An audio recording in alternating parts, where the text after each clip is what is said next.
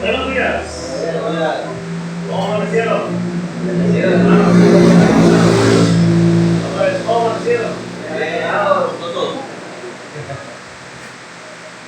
Y Dios los bendiga, mis hermanos. Amén. Estamos estudiando la serie de lecciones sobre el fruto del Espíritu.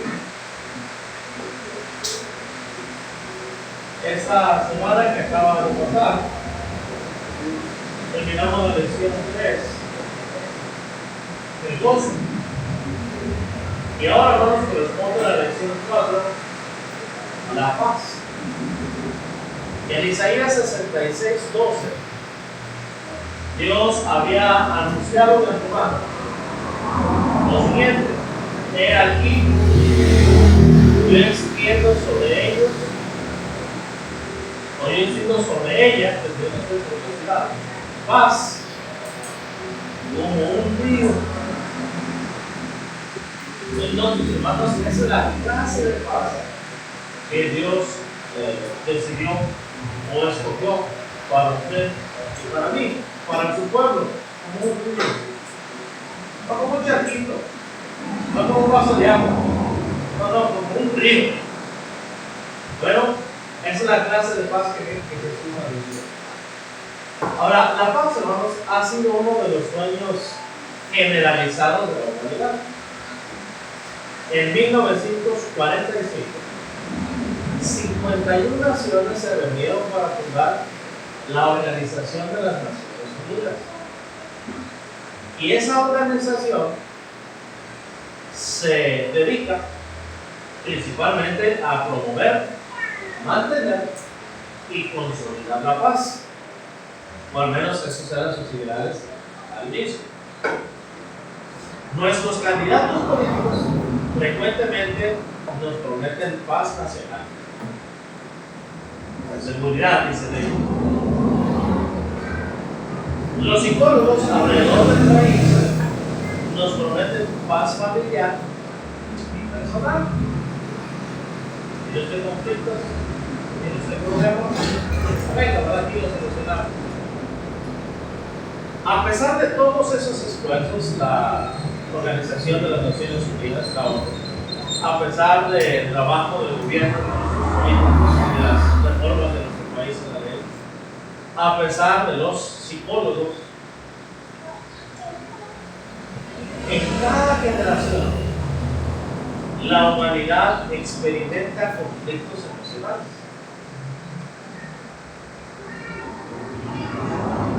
Estos conflictos son a nivel mundial, a nivel nacional, a nivel familiar y a nivel individual.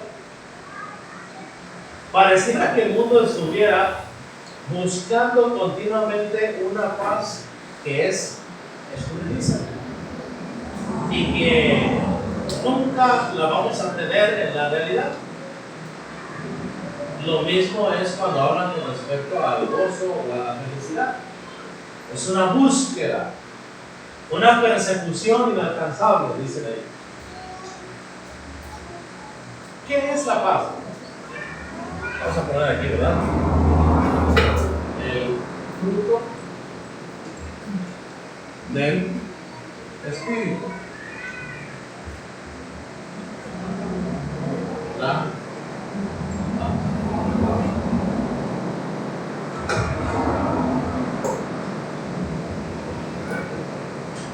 ¿Qué es la paz? ¿Qué es la paz?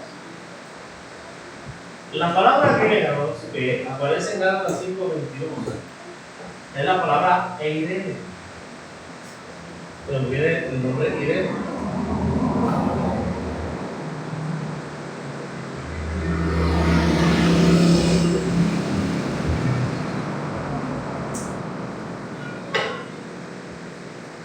Y probablemente el verbo principal es eiro, que significa voluntad.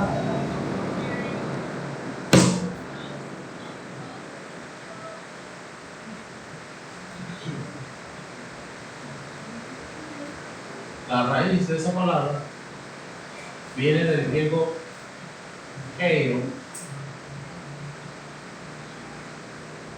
juntar.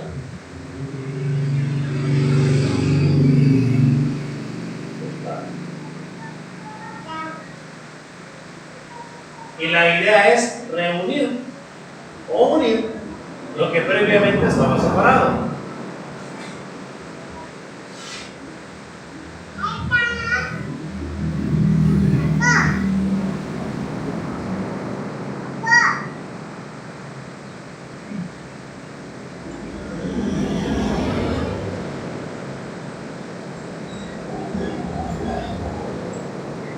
¿Qué palabra se les viene a la mente?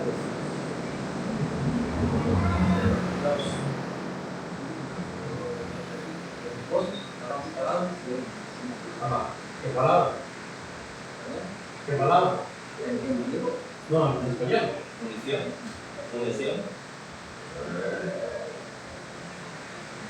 La carne Reconciliación.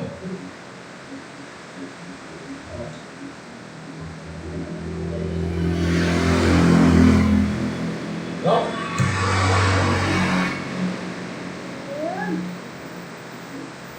La idea puede ser de unir o unir lo que previamente estaba separado.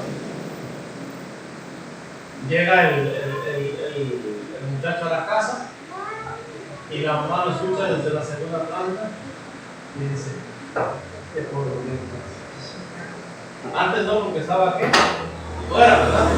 Pero lo escucha que ya llegó y ¿qué dice? Ahora siento paz. En ese sentido, la paz bíblica es el resultado de la justificación por medio de Cristo.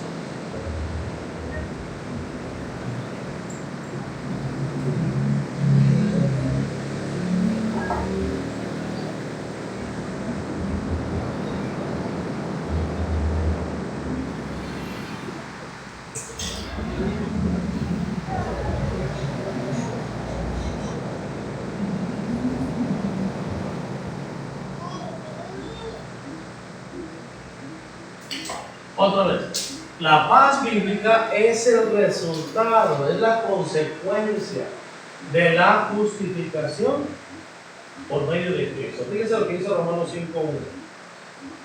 Inspirado por Dios, Pablo escribe, o dicta: justificados pues por la fe, tenemos paz para con Dios por medio de nuestro Señor Jesucristo. Así que la paz es la consecuencia de que nuestro Señor Jesucristo descendiera del cielo como humano y decidiera pagar el precio de nuestra redención, dándonos así justificación por medio de su gracia a través de la fe y la obediencia a la fe. 5:1. La justificación por medio de Cristo no solamente genera paz entre Dios y el hombre, sino entre el hombre consigo mismo y el hombre con su propio. Acompáñame a Efesios 2:13 a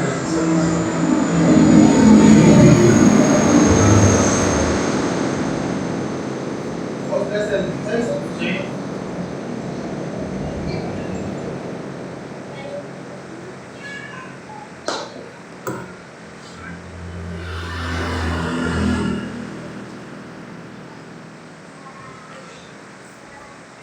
La justificación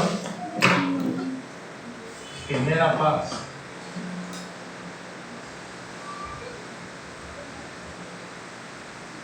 Paz de Dios para con el hombre,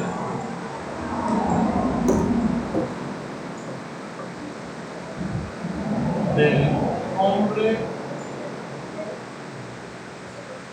para sí mismo y del hombre para con el hombre o para con su prójimo.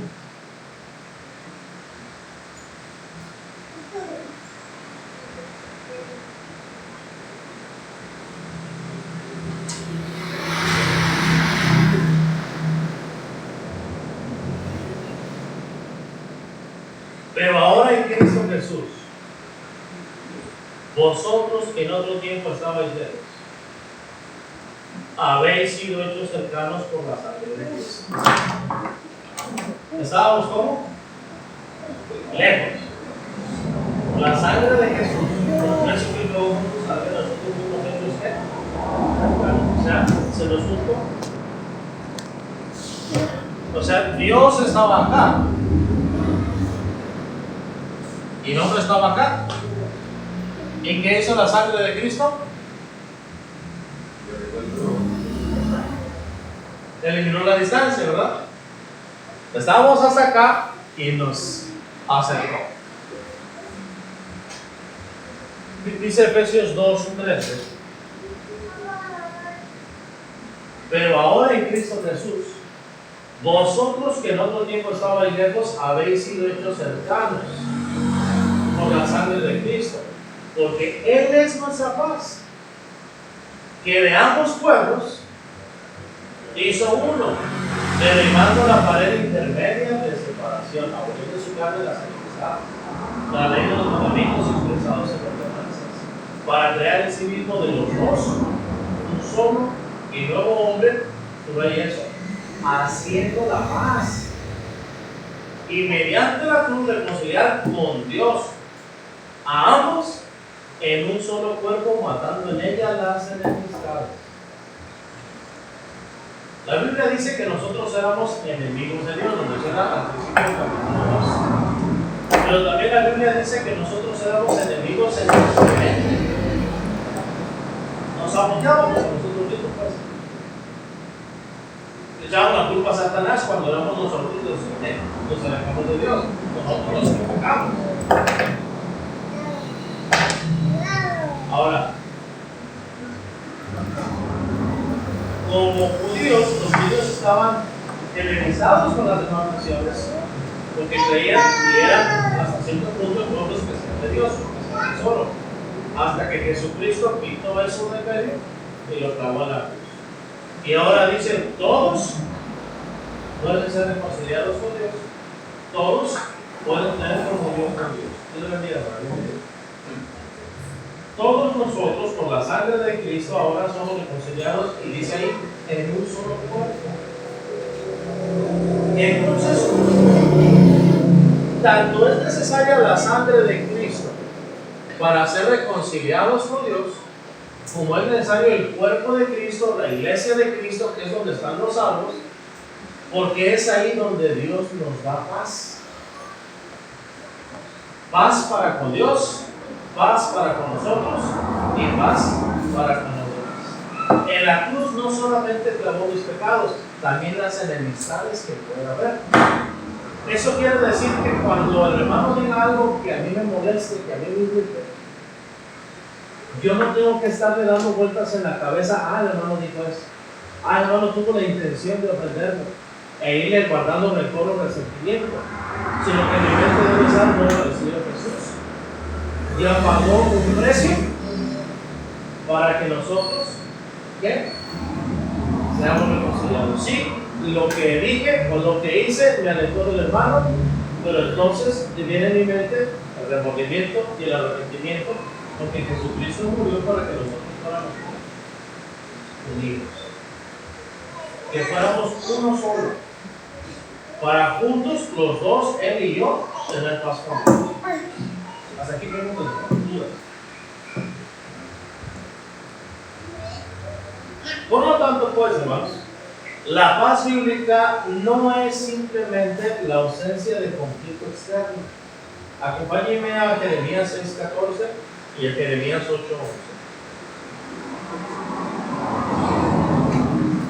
Voy a poner aquí como una nota adicional. La paz bíblica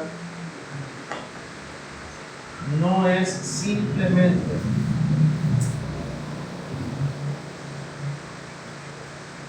la ausencia de conflicto externo.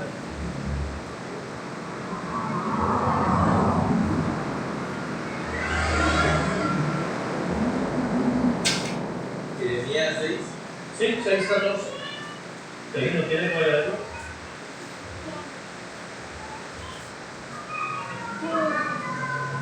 Y curan la herida.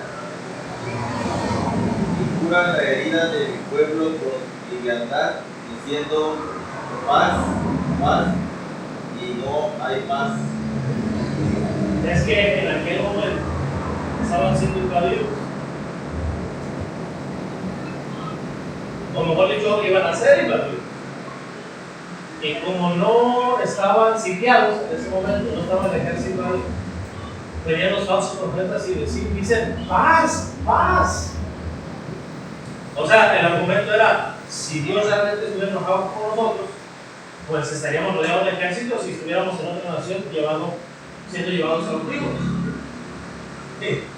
Y bueno, dice Dios, no hay paz. En ese momento no tienen conflicto externo, pero paz que va por medio. Hay enemistad, dice Dios. Y hermanos, está o es la cosa de caer, hermanos. Una cosa es, hermanos, que no estemos enfrentando un problema físico en ese momento. Una cosa es que no estemos recibiendo inmediatamente el castigo por nuestro pecado. Y otra cosa es que tengamos paz para con Dios.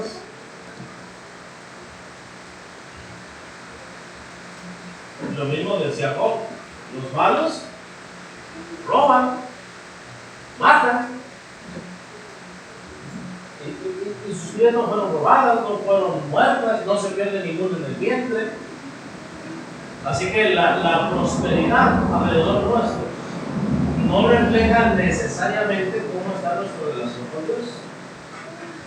El hecho de que no me haya caído yo en alguna alcantarilla, no me haya atropellado un carro, o alguien no me haya disparado, no significa necesariamente que no haya enemistad entre Dios. Uno puede no tener conflicto externo y no Dios conmigo. Jeremías 8:11. Jeremías capítulo 8 y versículo 11.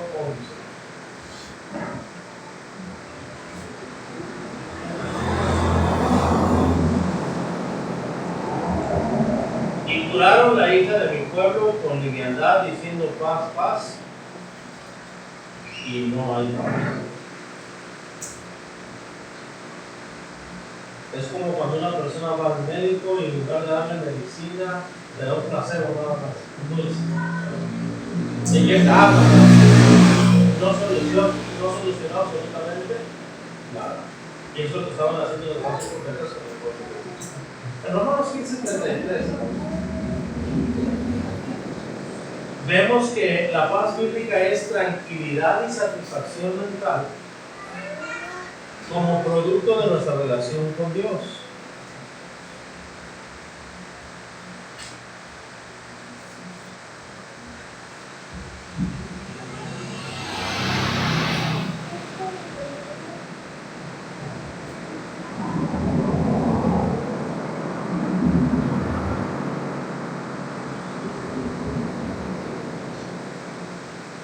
Tranquilidad y satisfacción mental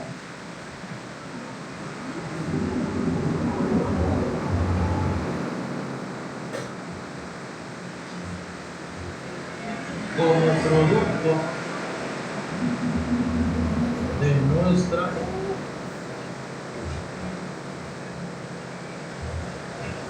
relación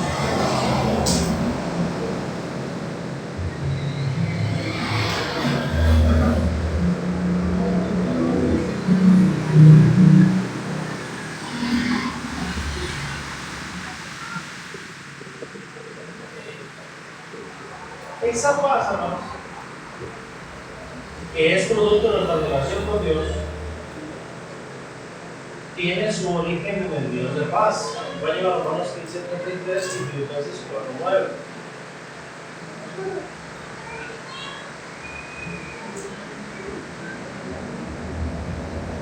Romanos 15:33 dice la Escritura: y el Dios de paz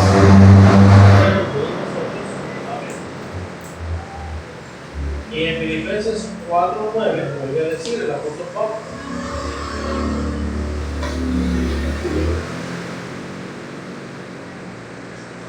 Lo que aprendisteis y recibisteis y oísteis y visteis en mí, esto hacer, y el Dios de paz está con vosotros. Esa es la fuente de la paz. Y reconcilia al hombre con Dios, reconcilia al hombre consigo mismo y reconcilia al hombre con su propio. Otra vez, el Dios de la paz reconcilia al hombre con Dios, al hombre consigo mismo y al hombre con su propio. Ya vimos que lo hace por medio de la sangre de Cristo en el cuerpo de Cristo. Es clara la palabra de Dios. No podemos decir Cristo sí, la iglesia no. Ambos son inseparables. Colosenses, hermanos, capítulo 1, perdón, versículos 20 y 22. La Biblia dice así: y por medio de él, reconciliar consigo todas las cosas, así las que están en la tierra como las que están en los cielos, haciendo la paz mediante la sangre de Cristo. Y a vosotros también, que erais en otro tiempo extraños y enemigos en vuestra mente, no solamente me reconcilió con él, también dice conmigo mismo, porque yo era enemigo en mi mente, haciendo malas obras. Ahora os he reconciliado. 22. En su cuerpo de carne, por medio de la muerte, para presentaros santos y sin mancha e irreprensibles delante de Dios. Entonces, Dios, quien es la fuente de paz, Jesucristo, el Hijo de Dios, vino, murió, derramó su sangre para darnos paz. Él es la fuente de la paz. El plan era, desde la eternidad, darnos esa paz en un cuerpo, es decir, en su iglesia. Así cumplió tres propósitos. Número 1, reconciliarnos con el mismo. Número 2, reconciliarnos en nuestra mente, porque éramos enemigos en nuestra mente haciendo malas obras. Y finalmente, reconciliarnos los unos con los otros. Quiero saber, hermanos, si hay preguntas, dudas, comentarios. Algo de pequeño comentario. He escuchado que en el pueblo judío, también actualmente, como las palabras sinónimo de las palabras bíblicas es la palabra shalom o shalom En hebreo. en hebreo, que exactamente entra con el tema que estoy diciendo, no solamente la ausencia de conflicto externo, sino también una paz interior, ¿no? Que es como río, o sea, es tanto algo externo como algo interno, ¿no? Y pues, algo, ¿no? Tengo entendido, puedo estar equivocado, que la palabra shalom era más cuando alguien se saludaba. Claro, Era el anhelo. O sea, sí, era con ese significado, pero no como en el griego, pues, sino que aquí era lo que yo deseo para ti. Que tú tengas paz para tu Dios, que tengas paz en tu mente y con los que te rodean. No obstante, el hebreo tenía, el judío tenía la ley de que todos los demás eran sus enemigos. ¿entiendes? ¿No? Sí, los enemigos. Entonces, no estaba apenas por eso yo siempre diseñé el capítulo 62, donde Dios dice: voy a cambiar su forma de pensar, voy a poner un río de paz en su corazón. Es lo que le voy a dar a este pueblo, a esta ciudad. Un río de paz. Porque en aquel entonces solamente estaba el anhelo de que pasara. Se podría decir, al menos desde mi perspectiva, que era un testimonio de que algo ocurrió. Un testimonio de que algo ocurrió. Era ahora sí que lo que ellos buscaban. buscaban y muchos murieron sin haberlo alcanzado. Claro que podría ser paralelo a lo que dice Pedro cuando dice los profetas que profetizaron de la gracia destinada a nosotros. Ellos inquirieron, ellos indagaron, pero se les dijo: no es para ustedes, es para correr a Dios. Entonces, la paz no la disfrutaron ellos como ahora nosotros la tenemos. Por eso estamos bajo un reforma, como una mejor ofrenda. Por eso dice: a la sangre rociada y a una mejor que la de rey, porque logró más que lo que lograba. Porque en todo caso, el judío podría ser reconciliado con Dios a presentar su ofrenda por el pecado, podría recibir el perdón de sus pecados, e incluso podría ser reconciliado consigo mismo, pero no con su prójimo. Seguía siendo enemigo de los gentiles. Mientras que ahora en Cristo, en su iglesia, en su cuerpo, ahora nosotros tenemos esa bendición triple y no solamente doble, pero un doble. ¿Tiene sentido? ¿Alguna otra pregunta o duda? Bien, ahora pasemos, hermanos, a la siguiente sección. Jesús es nuestro príncipe de paz. Vamos a Isaías capítulo 9.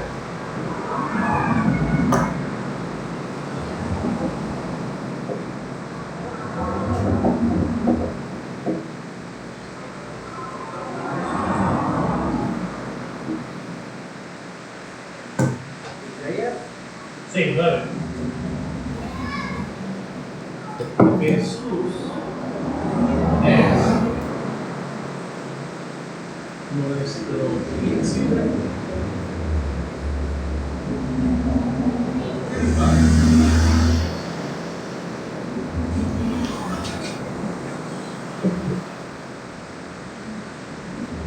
Isaías ya. 9. 9.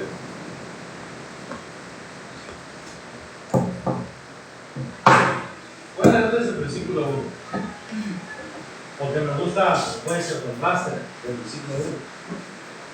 Mas no habrá siempre oscuridad para la que está en angustia, tal como la aflicción que vino en el tiempo que livianamente tocaron la primera vez a la tierra de Zabulón y a la tierra de Neftalí. Pues al fin llenará de gloria el camino del mar, de aquel lado del Jordán, en Galilea de los gentiles. El pueblo que andaba en tinieblas dio la luz. Se va a leer el Nuevo Testamento y se va a dar cuenta que Jesús se cumple el versículo. Los que moran en tierra de sombra de muerte, y el pensamiento solamente es el pecado y la destrucción de la muerte. Luz resplandeció sobre ellos. Aquí la sombra de muerte es sinónimo de aflicción, de angustia, de tristeza, y el luz es sinónimo de paz. Multiplicaste la gente y aumentaste la alegría. Se alegrarán delante de ti como se alegra en la siega,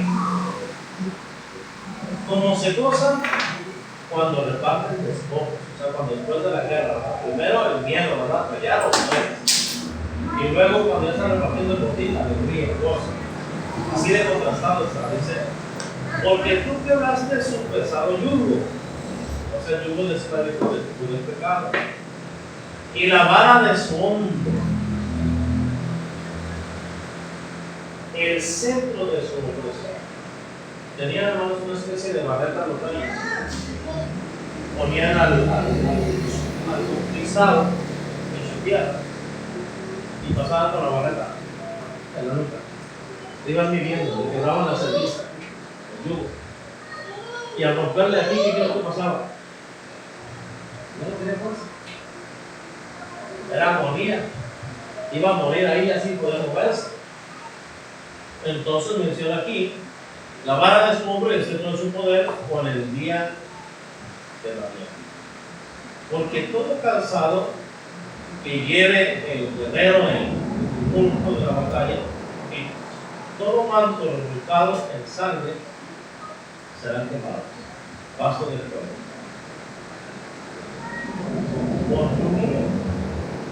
todo ese dolor, todo ese sufrimiento de la guerra, toda esa desesperación y toda esa muerte desaparecerá. Esas vestimentas serán quemadas, llenas de sangre, ya no existirán más. ¿Por qué? Porque un niño es nacido. Hijo nos es dado y el principado sobre su hombro. Y se llamará su nombre Admirable, Consejero, Dios Fuerte, Padre Eterno, Príncipe de paz. El Antiguo Testamento, hermanos, identifica a Jesús como el Príncipe de paz, pero el Príncipe de paz. Según Albert Barnes, esta es una forma de expresión, Príncipe de paz. Es una forma de expresión hebrea que denota que él sería un príncipe pacífico. La tendencia de su administración sería restaurar y perpetuar la paz. Se usa esta expresión para distinguirle de la multitud de reyes y príncipes que se han levantado en la conquista y en la sangre. ¿Se acuerdan ustedes cuando David le dijo a aquel profeta que quería él edificarle casa a Dios? Primero el profeta que dijo: Dios está con el rey, haga todo lo que el rey quiera hacer. Dios está con él. Y apenas va en el patio cuando Dios le dice en mexicano: ¿y quién eres tú para hablar conmigo? Ahora vas y te retractas y le dices que yo no le doy permiso. Y la razón es porque él ha derramado. Él había mencionado en los salmos, ustedes pueden leer que lo regía con vara de hierro. Y aquí está hablando de eso, de que no se tomaba una vara y la rompía. También menciona que les medía cordel. Y esa expresión medir cordel es que dividían en tres. Una parte iban a ser esclavos, y ser esclavos no era nada bueno. Tenían derecho sobre la vida y sobre la muerte y podían matarlos cuando ellos quisieran. Eso es lo que hacía un amo con un esclavo. Otra parte moría y otra parte pagaba tributo. Podía regresar, pero tenía que pagar tributo. Pues bien, los que morían, algunos les cortaban la cabeza, les cercenaban la cabeza, otros los partían en pedacitos. No puedo leer por eso no la es como lo hizo Samuel cuando Saúl lo quiso hacer. Muchas veces las ciudades eran quemadas a fuego, pero otras veces, en el caso de David, dice que les pedía cordel, y eso significaba que pasaban los carros. Los acostaban y pasaban todos los capitanes con sus carros. Y al pasar las ruedas, donde iban pasando una primera vez, una segunda vez, una tercera vez, iban pasando, les iban desmontando las patas. A veces los pasaban sobre la cabeza, también si pasaba el primero, no se moría, pero sí gritaba. Dice, este reino va a ser así, o sea, era el sufrimiento para que vieran pues que habían sido vencidos. Y esas eran las guerras antes, hermanos. Las guerras eran para los hombres. Ahora cualquiera puede poner un botoncito y ya no empieza a arreglar. No, antes las guerras eran guerras. Bueno, ese rey, dice, será príncipe. Quizás el término nació donde Salomón, porque Salomón, no sé si usted recuerda, Salomón significa pacífico. Que por cierto, no es el nombre que se le dio a Salomón, no es el nombre que se le dio a Salomón. Ya de fe. ¿Cuál es el nombre que se le dio a Salomón? Después se le llamó Salomón, que significa pacífico. Porque como David ya había conquistado a todos los demás reinos y los demás le pagaban tributo, pues Salomón lo único que hizo fue recibir tributo, recibir especias, recibir oro, recibir plata, recibir madera, recibir bronce, recibir bueno, una riqueza. Así que es muy importante. Pero ahora este rey es llamado el príncipe de la paz. Isaías añadió, hermanos, el versículo 7, Isaías 9:7, lo dilatado de su imperio sea, la expansión de su imperio. Y la paz, ¿qué dice? Subraya eso, ¿no? La paz, ¿qué dice? No tendrá límite. No tendrá límite. Por eso leí desde el versículo 1. Primero las personas estaban bañadas en sangre. Pero ¿qué pasaba cuando se repartían los despojos y ya las personas se bañaban, se cambiaban y esas ropas que estaban llenas de sangre se quemaban? ¿Cómo se sentía aquella persona? Libre, liberado, feliz, contento. Esa sangre que se había derramado servía para que ahora él y su nación tuvieran ¿qué? Paz. La única diferencia es que yo no tengo que luchar para obtener la paz. Alguien ya murió, alguien ya entregó su vida, alguien ya peleó, ya conquistó al enemigo o a la nación opresora o al opresor para que yo pudiera gozar de él.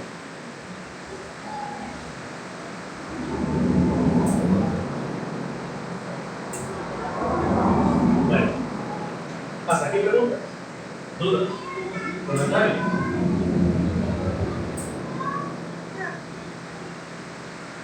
¿No? Okay. Mateo 10, 34 al 35.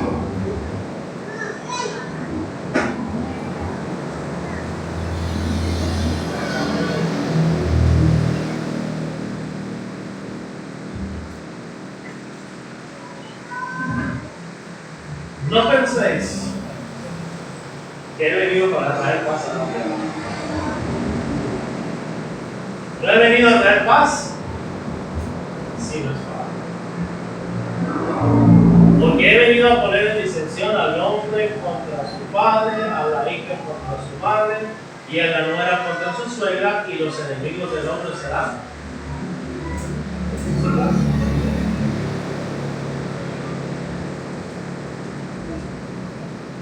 ¿Cómo puede Jesús ser príncipe paz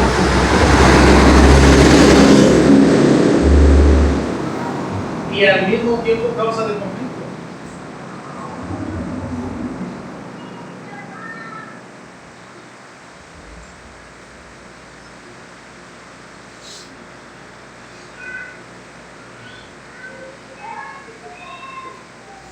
En fin, pues, ¿vino a traer paz o no vino a traer paz?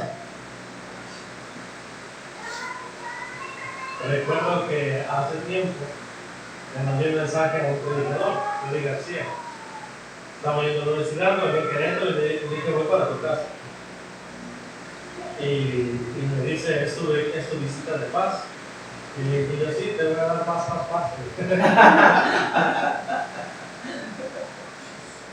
Bueno, pues, ¿Jesús vino a dar paz o no vino a dar paz? No pensé, no estén pensando, ni se les ocurra que yo he venido para traer paz a la tierra. No he venido para traer paz, sino espada. Porque he venido a poner en disensión al hombre contra su padre, la hija contra su madre, a la nuera contra su suegra, y los enemigos del hombre serán.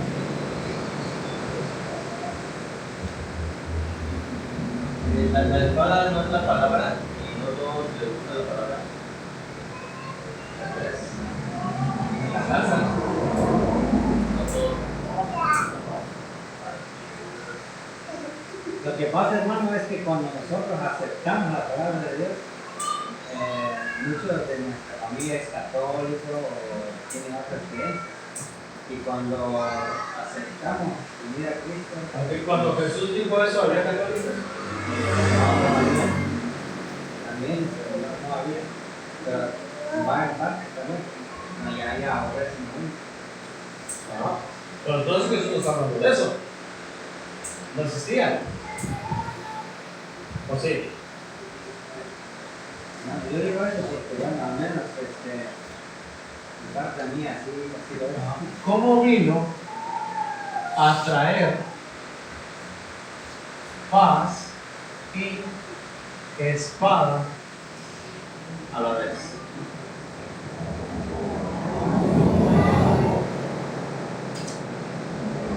Porque Jesús dijo, todo lo que está escrito de mí tiene. Muy bien.